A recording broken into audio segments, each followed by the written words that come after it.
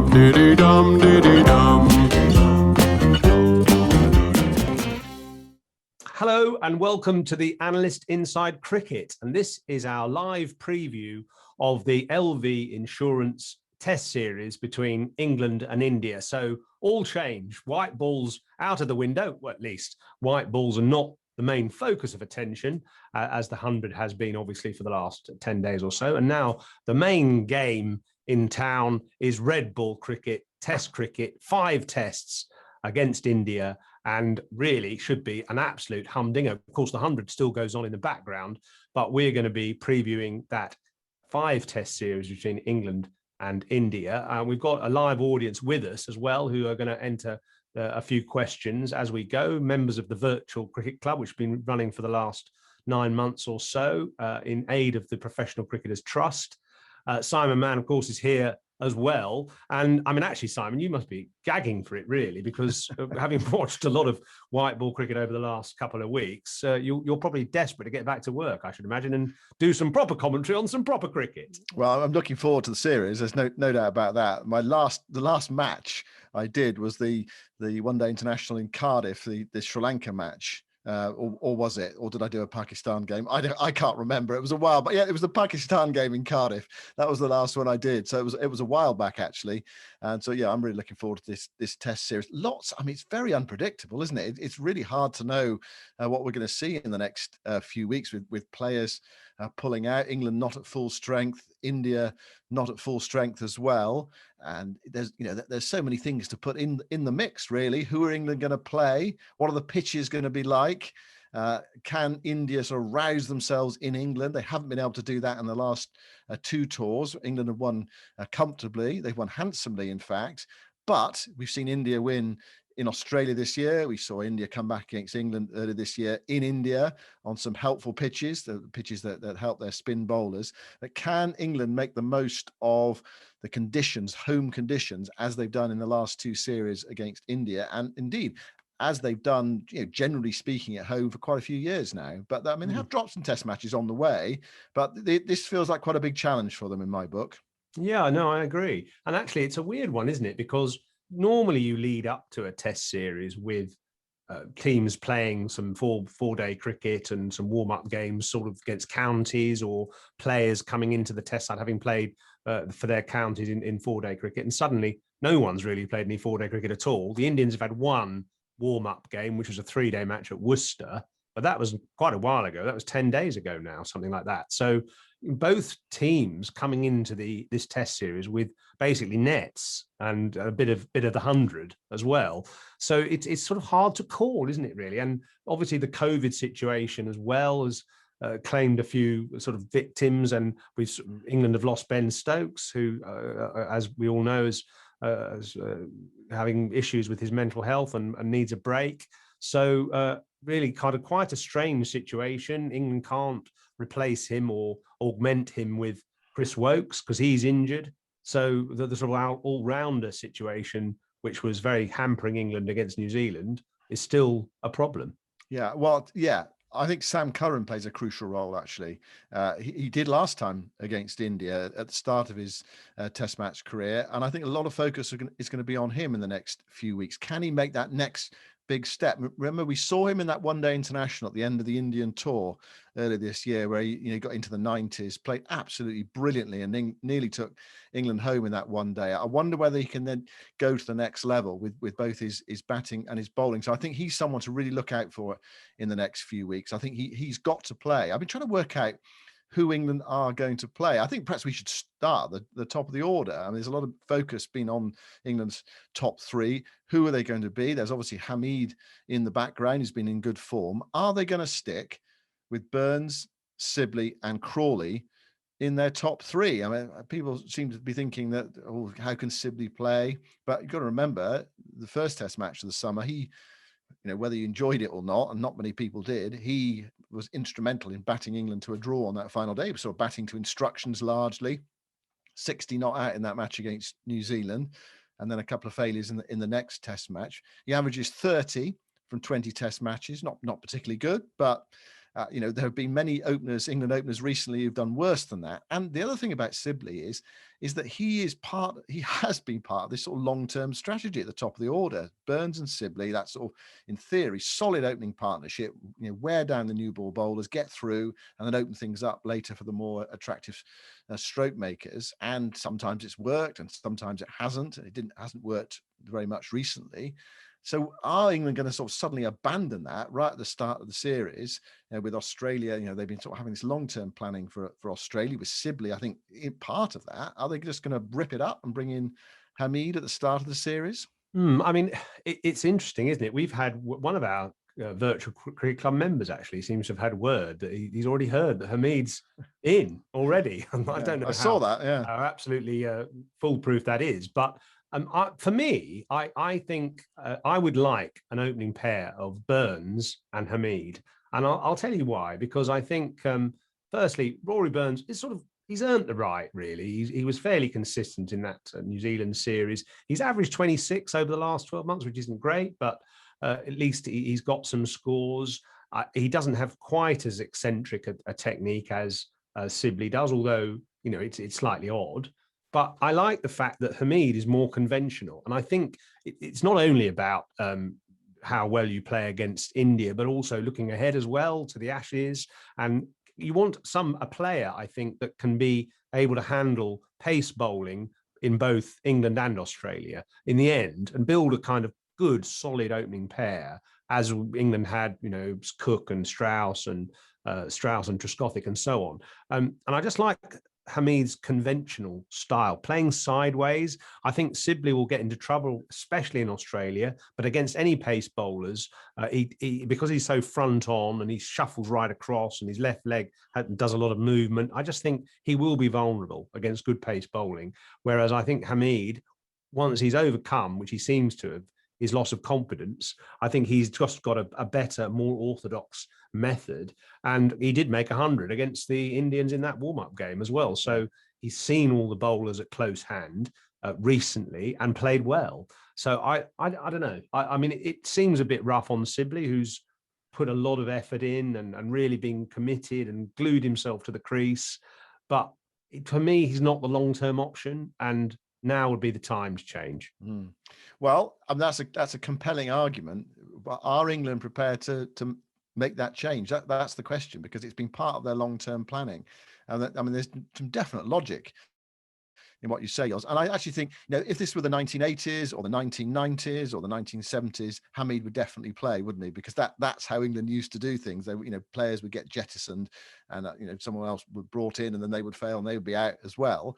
But it's not, and there's a much. I think it's really important to stress this to everyone listening, is that it's not the way England do things anymore. They plan long term. They try to invest in players. And it's a really interesting debate about whether Sibley is going to play or should play. I mean, my hunch, and I've been saying for a couple of weeks, my hunch is that Sibley will play, but we'll see on Wednesday morning. Well, we might see before then if they name the team before then. But there is a good case for Hamid to play. He looked superb when he played against India when he made his debut back in the day. He's had some struggles, but he's been really good this season. He's batted well, he's got runs, he's gone to Nottinghamshire under Peter Moores as well. And you feel, I mean, this just from a distance, you feel that perhaps Peter Moores is, again, is show what a good coach he is, that he's able, he has been able to, whether it's just him or other players within Nottinghamshire, he has been able to get some of the best out of Hamid. Yeah. Sibley, by the way, averaging 22 the last 12 months. So his average is definitely lower than Burns over the last 12-month period. Whether that will be held against him, we'll see. Crawley, I think for me, number 3. I mean, I know he hasn't covered himself in glory recently, but I just think he's a class player, and he's still got that double 100 not that long ago against the Pakistanis, so under his belt. So for me, he's number 3. Well, what about you? Well, I got no particular problem with Crawley at 3. I think the problem for England is they actually have got lots of issues, and they're not easy to solve. I mean, Crawley, he's batted well at times this summer. I think one of the things we look at him, and he hits, you know, beautiful cover drive or a beautiful drive down the ground, and then, you know, a couple of balls later, he just gets cleaned up by a straightish one, a full straight one. But he did show his class against Pakistan last summer. What do you do? I mean, it's some pretty tricky decisions to take in the next 24 hours from the England hierarchy. You remember Joe Root after the New Zealand series saying, it's not time to panic. Well, when do captains ever say, actually, no, it is time to panic? No one ever says that. But the point is, we stick to our plan. Players are going to have troughs, and sometimes lots of players have troughs together, which is sort of what happened in that New Zealand series, apart from Burns.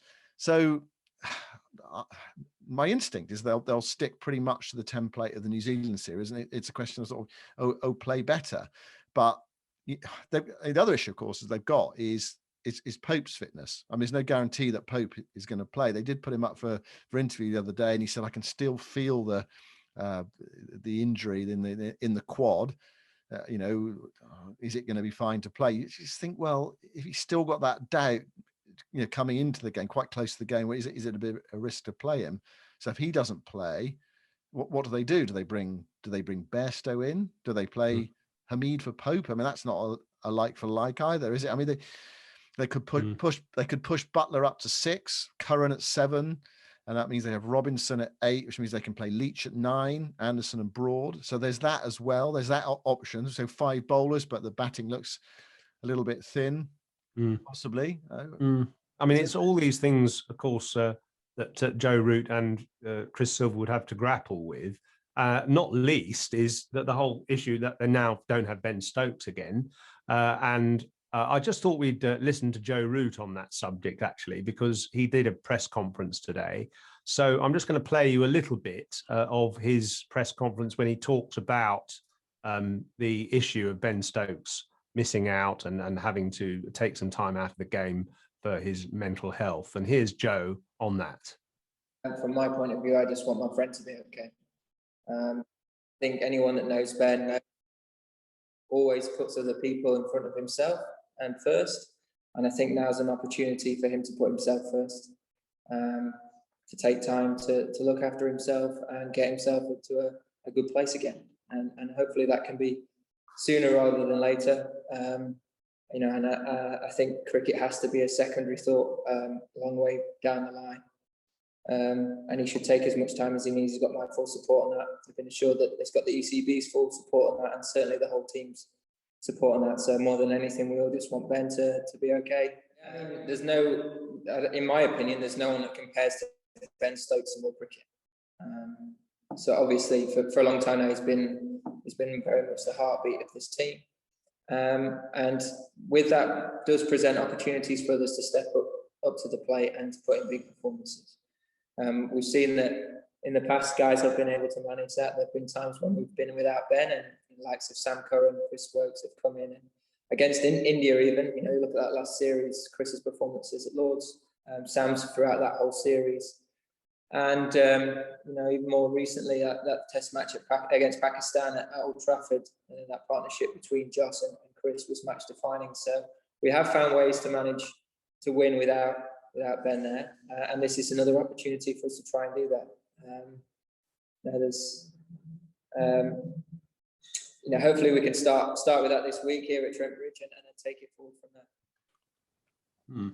So it's quite a somber Joe Root there, actually, because they're very close, he and Ben Stokes, and he described him as my friend, didn't he? He said, And first thing he said was my friend. That's right. I'm concerned about my friend. So that was that sort of appeal to the heart, really. He's my buddy. He's struggling.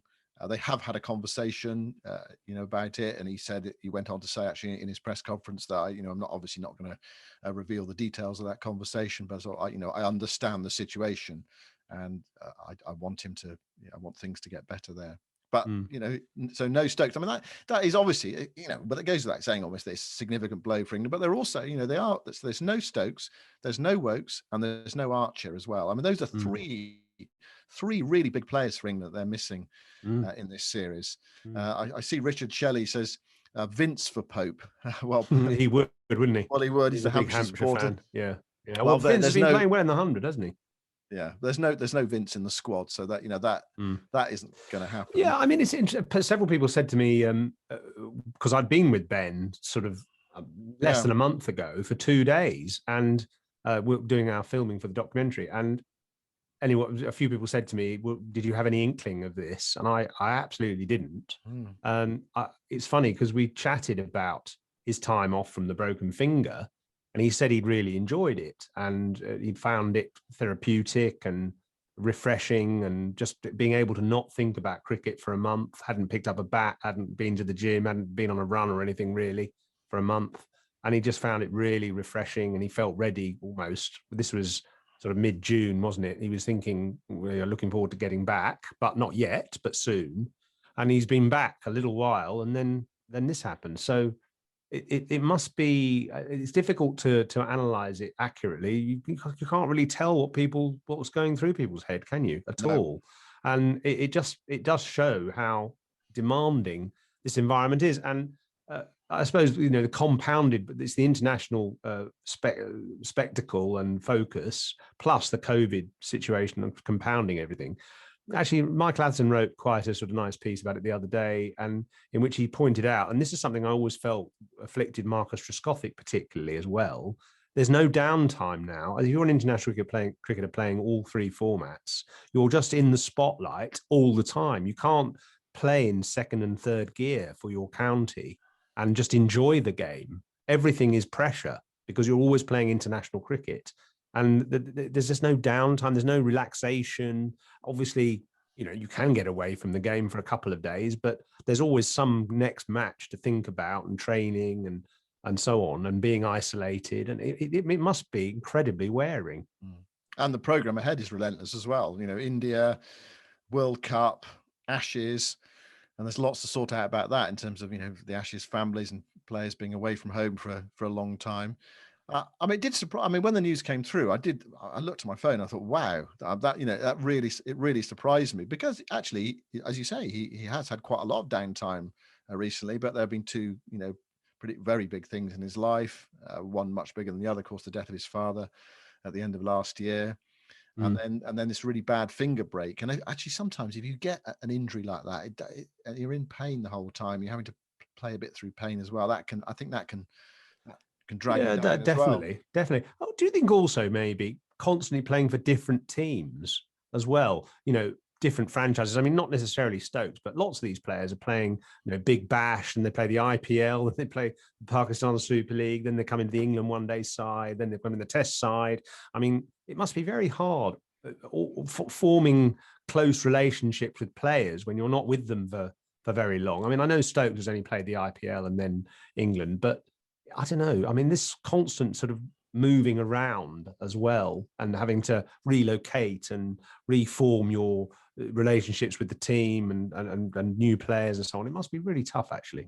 Well, I think it's different things for different players, isn't it? Yeah, it is, I suppose. I don't think there's any doubt that the COVID situation and the restrictions that imposes on players has had an effect. I think, I feel that was inevitable. Just having spent back-to-back Test matches at Old Trafford, where you were allowed to go out of the home. I actually stayed. I could have gone home actually between Test matches, but I didn't want to drive all the way back to London. But just spending 2 weeks in the same hotel, being allowed out for those 3 days between games, just for 1 hour a day, just for a walk, and then going back to the hotel. Even I found that really hard, and that was just a couple of weeks, and it's been much more restrictive for most of the players. So it does weigh on top of you, just looking at those 4 walls of a hotel for many parts of a day, and week after week. Anyway, different people have different experiences of it.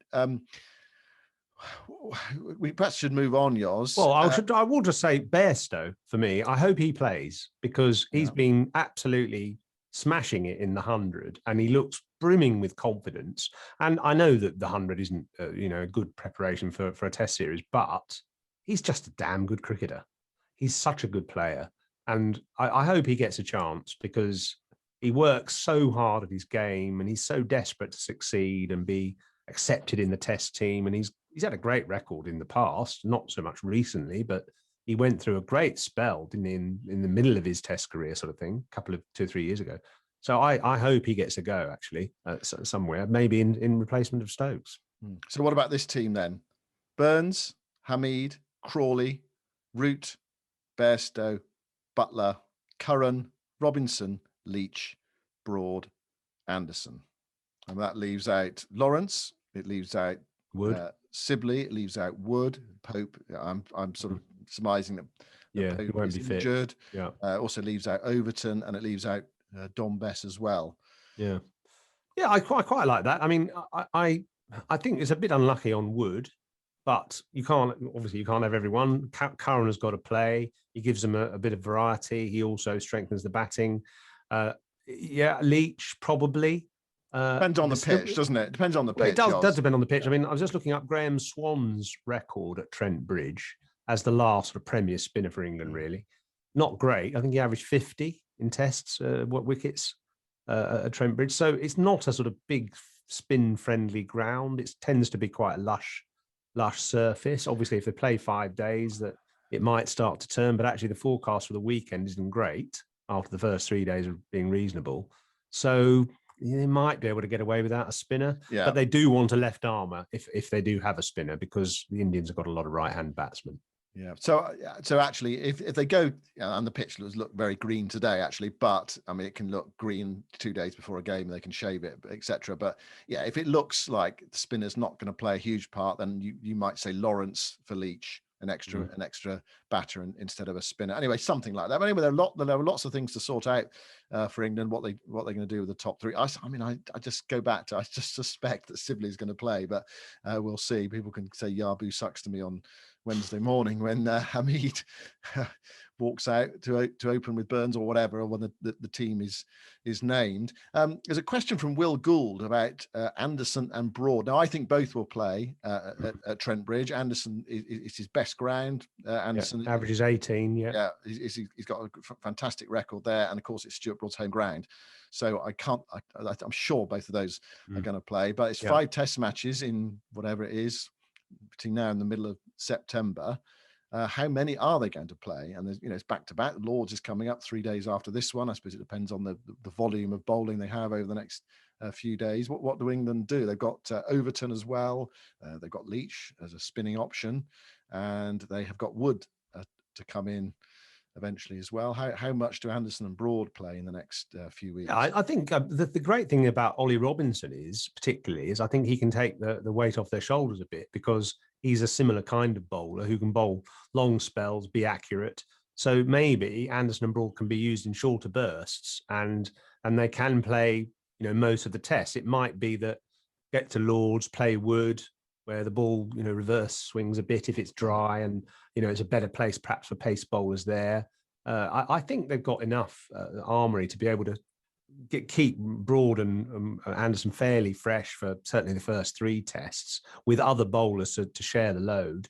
And I like Robinson, and I hope he gets got a nod and bowls as well as he did at Lords, because he looks as if he could easily take over from Anderson eventually. Looks as if he's got good control. He just hates batsmen, doesn't he? He's got that sort of miserly kind of approach. He wants batsmen back in the pavilion, and he's got that bit of aggression as well. So I'm looking forward to it. And I think probably those kind of bowlers might be better against the Indian batsmen than Wood out and out pace, because they don't like the ball nibbling around as much.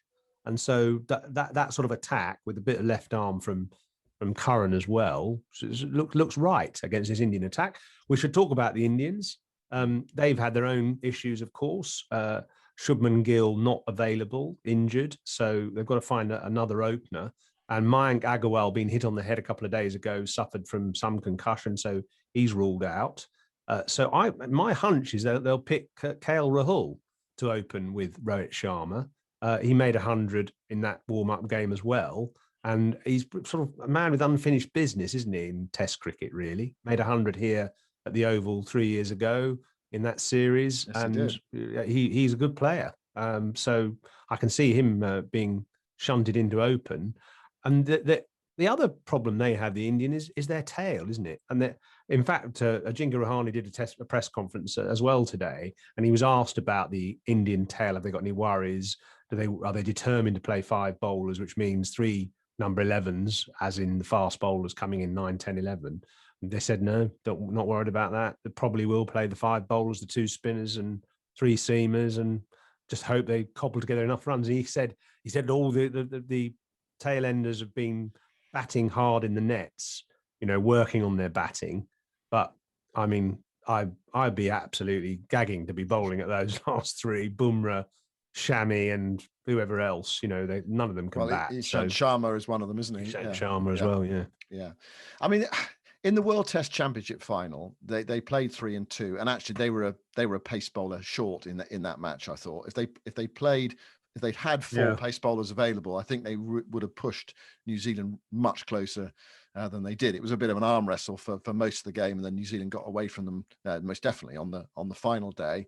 So that's the thing, isn't it? English conditions. We have a situation where England might not play a main frontline spinner, and India might play 2. But I mean, they're 2 excellent cricketers, aren't they? Ravi Jadeja and Ravichandran Ashwin. So that's the fascinating thing about the series. It's all. You think back earlier in the year when India were playing all their spinners at home, and England went into a Test match. I think at one of them they went with 4 and 1, didn't they? In one of the games, the pink ball Test match, they went with 4 and 1, and we might find it something similar happening at Trent Bridge. It seems to me the Indian side is far more straightforward to pick. I mean, I think we roughly know what it's going to be. With Pant at 6 and Rahane and Kohli and Pujara and I'm going from 6 to 1 here with and Rohit Sharma and KL Rahul at the top of the order. That's what it looks like, and the 2 spinners and the 3 pace bowlers. Yeah, I sort of, although do you make India favourites? Maybe, but I think they're going to be vulnerable in this first test, because I don't think Pujara is the player that he was. He's only averaging 28, I think, in the last 2 or 3 years. No 100 in his last 18 Test matches. Yeah. So he's not as good a player as he was, and that puts pressure on Kohli. An untried opening pair, although both good players, but Rohit Sharma and KL Rahul, but they haven't batted together too much. I can see Anderson and Broad, nipping one of those out early, putting pressure on Pujara, getting Kohli in early, and then that puts pressure on the lower order. They probably will cobble together enough runs, and then it'll be whether their bowlers can ape what England do. And Shami, we proved actually during that World Cup, that World Test Championship final, that he bowls just a fraction short for English conditions, just a fraction, and he beats the bat rather than getting the edge. Bumrah looked completely off colour in that Test match against the New Zealanders. Ishant Sharma bowled pretty well, but they just didn't quite have the cutting edge that you would have thought they would have. So it might just take them a bit of time to get into the series. I think this is a great opportunity for England to grab the initiative on one of their favourite grounds at Trent Bridge and take the lead in the series. Yeah, possibly. My feeling is this is India's great chance. Yeah, England look vulnerable. Their batting looks vulnerable. There's no Stokes. I mentioned the 3 big players they're missing, certainly for the first 2 Test matches. I think India's preparation has not been too bad, actually. The players have been here for a long time, because they didn't go home after the World Test Championship. They stayed here, as I understand it, most of them. And they've had some warm up. They had some red ball cricket. England have been playing white ball cricket mainly, haven't they? Some of the England players have been playing white ball cricket. England didn't play well against New Zealand, and the players they thought, apart from Curran, the players they thought they were going to have come back, possibly Archer, possibly Stokes, possibly Wokes, they're not back. So they've still got these problems. I mean, a lot will depend on the weather and the sort of pitches that the games are played on. But it seems to me this is a great opportunity for India, and I was asked to do my yours predictions. They make you look a fool, actually, because I was doing my predictions for the BBC Sport website, and I've been really sort of mulling it over, and in the end I went for England 1, India 2, with the weather ruining a couple of games because of the time of year we're playing and the weather we've had recently, where it's been very wet. But I mean, I just feel this is India's big opportunity. They lost 4-1 last time, but they were in just about every Test match that they played, and they lost the toss quite a lot as well. I think they won 1 toss, and I think if they batted first a couple of times, that would have benefited them enormously. And I'm not sure that this current England group is that good and that confident. But I remember, Yoz, I remember doing a podcast like this 3 years ago, and I said, I think this is India's great chance. And you said, no, their batting will struggle. Their batting is not up to it. And that's what happened. And England won 4-1. So there's that proviso, really. You can see an opening for England, I think, definitely in this series, which is that India's batting might not be quite up to it in English conditions. But, we look what they did in Australia. I just think they're a talented side. I think you look at the World Test Championship final, New Zealand were just better prepared. They had those two tough test matches against England. They were to rotate a bit as well. And I think they were just ready, just a bit more ready for that game. It was quite a tight game, that game. Yeah, it was, but yeah, India got exposed a bit in the end, and they didn't bat well against. No, they didn't. They didn't bat well enough, and they looked stuck against the ball moving around. Carl Jameson bowled superbly, but they didn't look great when even Tim Southee gave them problems in the second innings. So, well, I'm going to go. It's difficult, as you say, to call, but I'm going to go 2-2. Actually, 2-2. Okay, I'm going to go 2-2. Yeah, I think that not impossible. Just about even. And, one team might take the lead, but then I can see the other team striking back. And I think they're quite well matched, actually, as teams. There's certain bits of uncertainty on both sides. I think India, the lower order, is very vulnerable. Yeah. And if that puts pressure on the top order, someone like Pant might struggle on these pitches if they do a little bit with the Duke's ball. So I just think it's so tight to call and fascinating. And LV Insurance must be absolutely delighted because it's such a tantalising series, and all in the space of about 5 or 6 weeks. Great one to sponsor, I reckon. Yeah. What we should do is perhaps get some of our members to put their predictions in the chat box. We'll read some of them out. But there's a question here from Paul Morley, which is a good question. Do we know how long Wokes is expected to be out for? Well, the first 2 test matches, definitely. He's out of the squad for the first 2 test matches. After that, how much cricket is he going to be able to play to get himself ready to play in a test match? That's got to be one of the issues. He in terms of playing time per money earned this year in his England contract, has been remarkable. For all sorts of different reasons, because he hasn't, he was rested, and then he didn't play in the winter very much. It's been a really bizarre year for him. So he also Lords is such a good place for him. He was man of the match there last time. He played superbly. Keith makes a good point. He said, would it be fair to say the ECB had been fairly forward thinking earlier in the year when they spoke about rotation being part of player management moving forward, at least until touring becomes more manageable due to COVID restrictions? Well, it's a good point. Is that they did get a lot of criticism, for not having the right team at the right time and taking players in and out. But then you see something, like the Stokes situation, and you wonder, you could sort of understand why they did what they did. I thought I could sort of understand it at the time, but there was a lot of criticism of it. Richard Shelley goes 2-1 to England. Derek Carlos, I'm with Yozza, 2-2. Paul Morley, agree with Derek and Yozza, 2-2. Robin Learmont, 2-1 England. Timothy you should have accused me of sitting on the fence, which is what I normally do to you.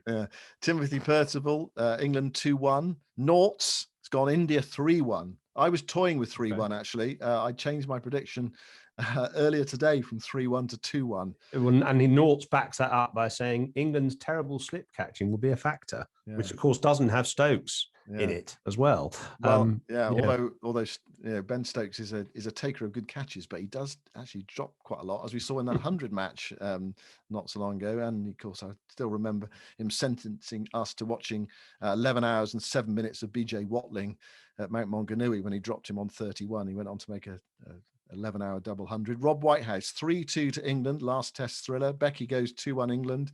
Mark, India 2-1. So India have come out of it probably better overall. England to win largely, I think, with a few draws. Not many people going for India. For England, no, that's right. Not many people going for India.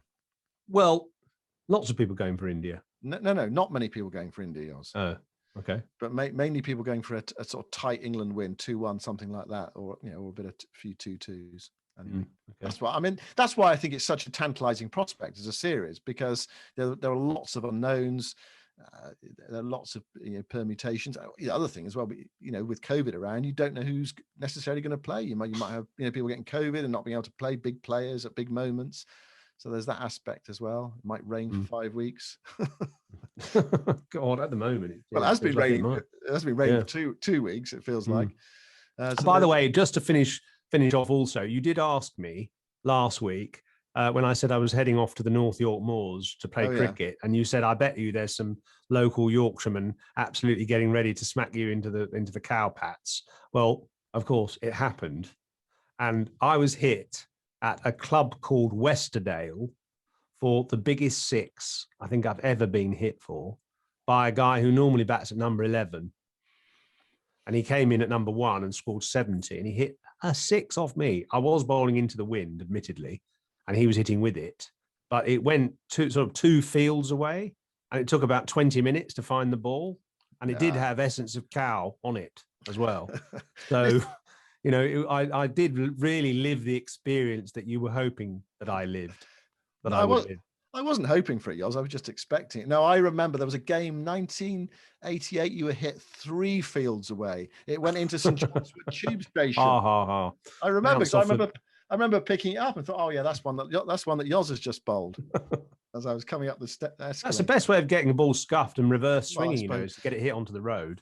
I suppose so, yeah. But no roads in North Yorkshire, just fields, and cows can sort of bring the ball back almost.